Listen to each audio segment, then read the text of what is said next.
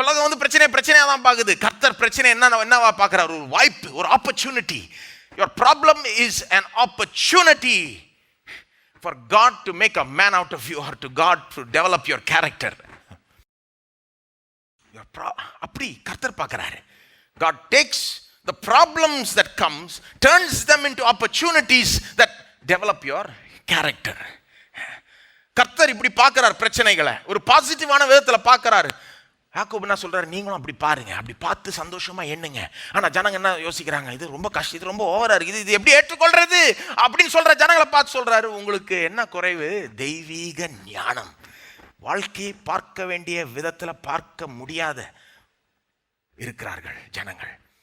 தங்களுடைய பிரச்சனைகளை தேவனுடைய கண்ணோட்டத்திலிருந்து பார்க்க முடியாம இருக்கிறாங்க. ஏன்னா அது கஷ்டம்தான். யாக்கோபு அதை உணர்றாரு. ஆனால் என்ன சொல்றாரு அந்த ஜனங்களுக்கு? எனக்கு புரியுது, இதை ஏற்றுக்கொள்றது கஷ்டம்தான். ஆகவே சொல்றேன், ஞானத்தில் குறைவுள்ளவர்களாக இருந்தால் என்ன பண்ணுங்க? யாவருக்கும் சம்பூர்ணமாய் கொடுக்கிறவரும் ஒருவரையும் கடிந்து கொள்ளாருமாய தேவனிடத்தில் கேட்க கடவன், அப்பொழுது அவனுக்கு கொடுக்கப்படும். என்ன சொல்றாரு? இதை ஏற்றுக்கொள்ள முடியலையா? பரவாயில்ல விடு, ரொம்ப கஷ்டம்னு எனக்கு தெரியும்.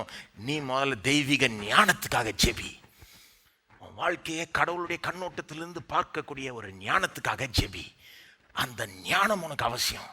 கர்த்தர் கொடுக்கிற அந்த தெய்வீக ஞானம் இருந்தாதான் பிரச்சனை இப்படி பார்க்க முடியும், சந்தோஷமாக என்ன முடியும். அப்ப நீ செய்ய வேண்டிய காரியம் என்னது? இந்த ஞானத்துக்காக ஜெபி. ஆண்டவரே உம்முடைய ஞானத்தை தாரும் ஜெபிச்சனா அவர் ஞானத்தால் நிரப்புவார். தாராளமா ஞானம் கொடுப்பாரு, யாரையும் கடிந்து கொள்ளாம கொடுப்பாரு, சம்பூர்ணமா கொடுப்பாரு.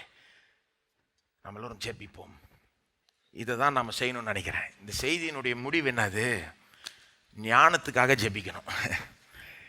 நம்ம எல்லாருக்குமே ஞானம் ஒரு விதத்தில் குறைவு தான். என்ன அற்புதமாக வேதம் போதிக்குது பாருங்க. யாக்கோபு வேதம் உணர்றது, ஆவியானவர் உணர்றாரு. இது நம்ம ஏற்றுக்கொள்றது ஒரு லேசான காரியம் கிடையாது. கஷ்டன்றதை உணர்றார் ஆவியானவர். ஆனால் அவரே வழியை கொடுக்கிறார். உனக்கு தேவை தெய்வீக ஞானம். அப்படின்னா what you need is eyes to see things God's way. See your problem with God's eyes, God's perspective. உங்களுடைய பிரச்சனைகளை தேவனுடைய கண்ணோட்டத்திலிருந்து காணுங்கள். அந்த கண்கள் உங்களுக்கு தேவை, அந்த ஞானம் உங்களுக்கு தேவை. அதற்காக ஜெபிப்போம். ஒரு நிமிஷம் கொடுக்குறேன் நான். தெய்வீக ஞானத்துக்காக ஜெபிங்க. ஒன்றும் இல்லை, சும்மா கேட்டால் கொடுப்பார் அவர். ஆண்டவரே எனக்கு இது ஏற்றுக்கொள்றது கஷ்டமா இருக்கு, ஆனா நீர் ஞானத்தை தாரும், உங்களுடைய ஞானத்தினால் நான் நிரப்பும், என் மன கண்களை திறவும், என் பிரச்சனைகளை ஒரு புதிய விதத்தில் காணும்படி அறியும்படி செய்வீராக. அதன் மூலமாய் மிகுந்த சந்தோஷமாய் எண்ணும்படி நீரே நடத்துவீராக. ஆண்டவரே